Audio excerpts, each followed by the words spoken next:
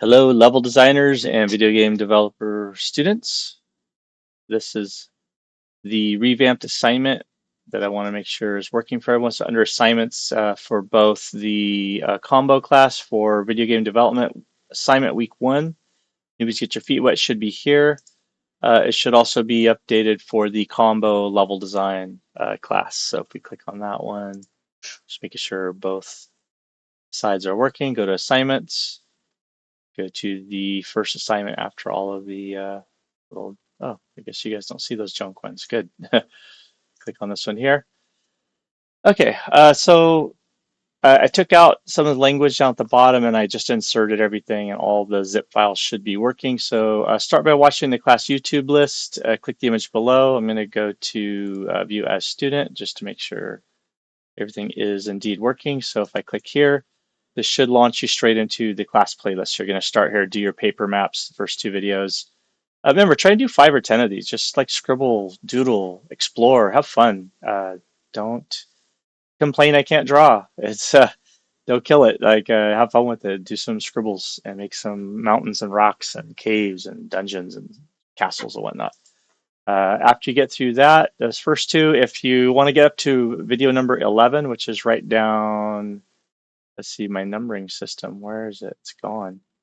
Huh.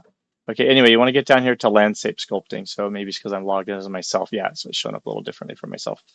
But if you can get down here past the installation part and then block in, here we go. 1, 2, 3, 4 Rocky Mountain foliage. Right here, you want to get to at least to landscape sculpting during the next 2 weeks. You have 2 weeks to get this done. So that shouldn't be too much trouble. If you have problems with the Photoshop parts 1 through 4, that's right here. Photoshop part 1, 2, 3, 4. Parts 3 and 4 are pretty advanced, especially part 4 and the color matching, but 1, 2, and 3 should be pretty easy, and you should be able to find the equivalent in Procreate or any other 2D package that you're using. The project right here, Zip, I had to fix that, so that should be working. Intro to Exploring Level and Game Design. When you launch your Epic Games launcher, you should go and open it through the launcher. Oh, there's an update. Look at that. And we should have the exploring, implementing level design. Here, let's see which one is it here. We're just looking at it. Sorry, I looked at so many today. It is exploring level design for game design. So fundamental implement exploring. Here we go. So let me open that one up. This is 5.4. I'm going to update this and see what it's doing. It's not going to go 5.4.4, is it? I guess we'll find out. It's live. So that should launch here in just a moment. So we'll take a peek.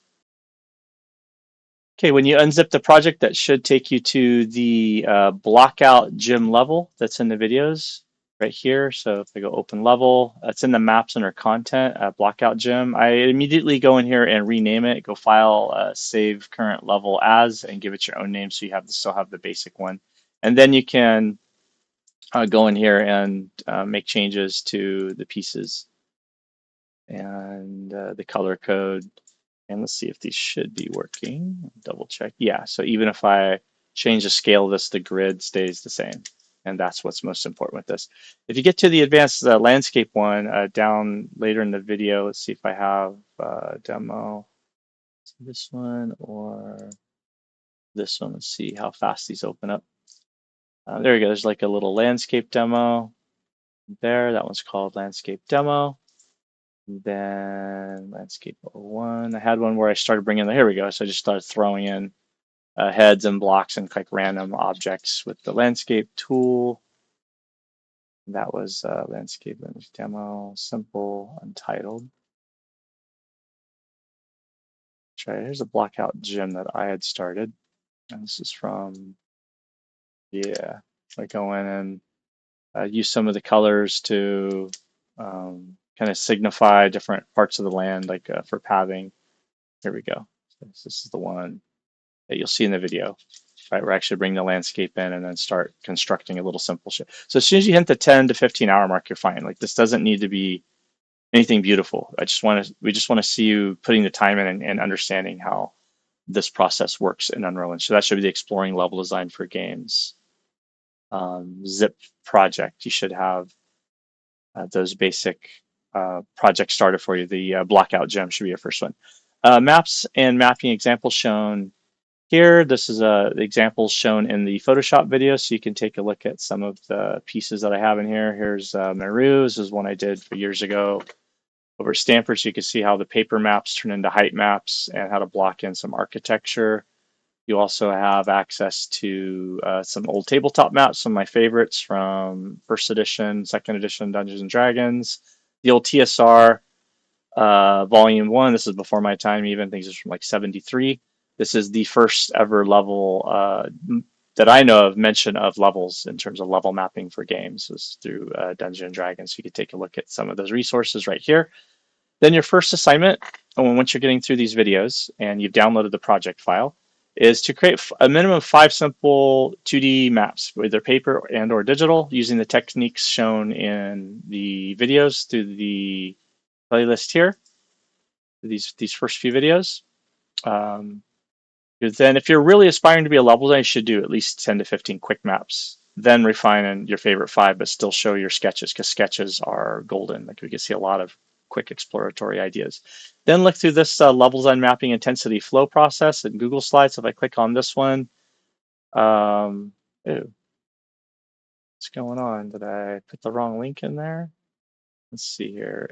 Enter full screen. Here we go. Okay, so this will give you the Photoshop brushes, the same mapping, map samples, shortcuts, and take you to the same playlist. It then gets you through a couple slides for brainstorming, exploration, ideation. Here's the world of level design.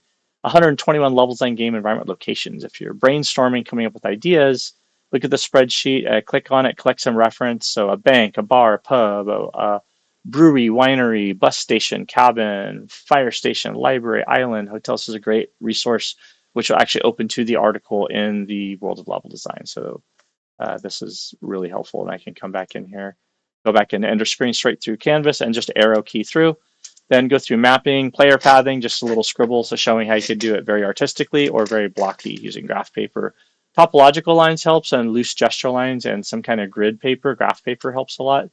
Side scrolling, doing measuring for heights and jumps, having units or scales. If you want to do any dynamic camera movement, you can kind of play with those interactive elements on your paper. And Child of Light Talk is really good. You can see the layout, how it's like blocky sketches versus like some silhouette play versus kind of the schematic for where the pickups are and all the core parts of the game, and then the artistic painting overflow, and then the actual final game, what the game actually looks like. And so if you click on this Child of Light GDC talk, go to minute 1937. The first part of it goes through character development. This goes through the level design. So it's really helpful. Creating an asset list, you'll see some blah. That means I'm going to put some notes in there. Think of the backdrops, primary assets. This is from an example of a giant mushroom valley, kind of a generic thing. Different types of rocks, clutter, architectural pieces. So make an asset list in a spreadsheet. Here's the master asset list that I'll give you a copy of. This is kind of all the basic things you would need to make a level or a game world in terms of core modular parts. You might explore the 2D and 3D thumbnailing process, so doing gesture lines, silhouette value color pattern, using Bristol board, vellum, any kind of pen and ink.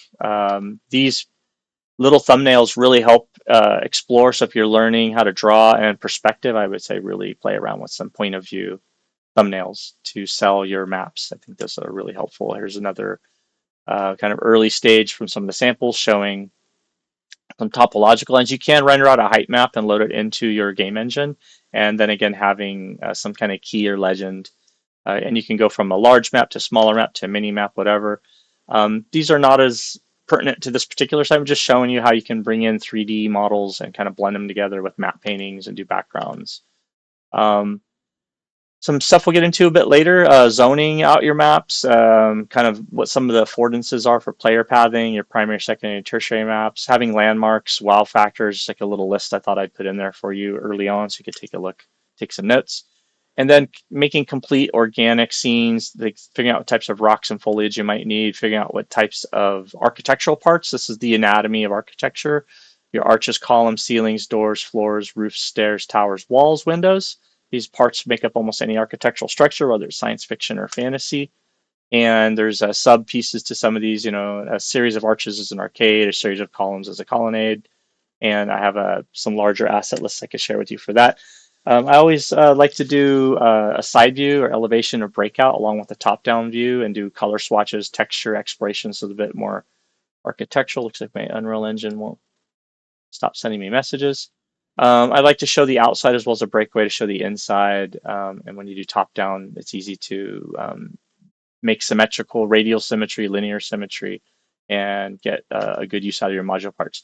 Having an intensity graph for your levels is important. So just kind of a reminder to have intensity graph as well as a gameplay intensity. So later in the semester, we'll go through graphs of, how can you make your game and your level more intense based on enemies or tactics or terrain options, or you can swap out any of those little graphs. And doing intensity graphs is a very basic and core tool you will see for almost every game designer as well as level designers.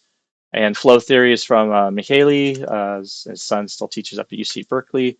And the flow theory is, how are you flowing? How are you going through your level, making it not too challenging where you get frustrated or too easy where you get bored. So find that little sweet spot of flow is the last one. And then I threw at the end of the slide some industry design, level design industry talks you can watch online, Reinventing God of War, Interactive Storytelling for Mass Effect 2, The Design in Narrative Design, and Principles of Good Level Design. So these are all really good.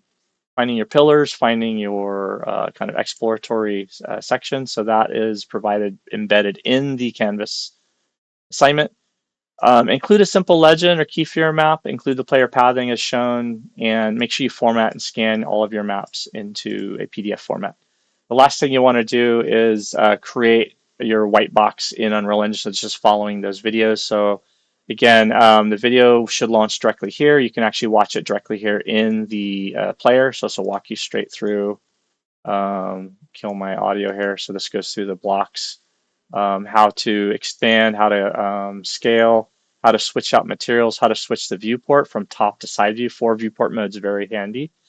And escape out of this. So through Canvas, you should be able to get through everything now. The project files work, the example files work. You can go directly to the playlist. You have the slides here. And we're looking for 10 to 15 hours of work. So whatever you make, we'll be happy with as long as we know that you have put in your time. And if you want to throw 20 or 30 hours, or you get really into it the next couple weeks, awesome. There are advanced projects. You can go down here into the StackObot tutorial and really explore any of the other tutorials listed. But there's some later ones on the playlist. So if we go back up here to the playlist and scroll down to the bottom here, you're welcome to explore some of these longer ones that are more decorative and kind of exploring the lighting and maybe Quixel and all that. But remember, these are not really usable the first semester you're learning because they just get in the way and they create all kinds of errors and problems when you're trying to test core game mechanics. That's why we white box, and that's why white boxing and gray boxing is so important. This getting started one here is pretty useful as well, though. Creating your first game with blueprints. This is helpful to get into blueprints if you're not taking my intro to scripting class yet. Monday nights, consider taking that. And then if you wanted to do some better painting on your landscapes, you could do this one. Here's a StackObot video though, and that should be it. So yeah, have fun, have a good time in here in Unreal Engine, and try and keep it simple, keep it fun, get your paper maps, go back and forth between your paper map and your level, and I'm sure you'll have something that you're happy with.